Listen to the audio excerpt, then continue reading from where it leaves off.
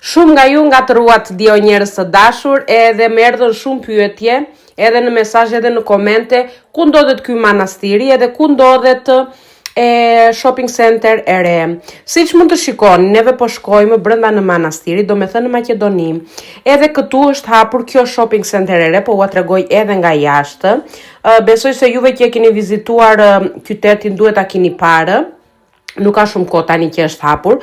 Ka brenda dyqane edhe për të blerë rroba, çfarë të doni dhe gjëra për shtëpinë. Pastaj ka lokale edhe restorante. Mund të uleni të pini kafe ose mund të uleni të hani diçka. Ne zakonisht kur shkojmë për të ngrënë diçka se janë ushqimet shumë të mira, djatrat që kanë këtu janë fantastike, këta ishin lloj djatra që ishin përgatitur.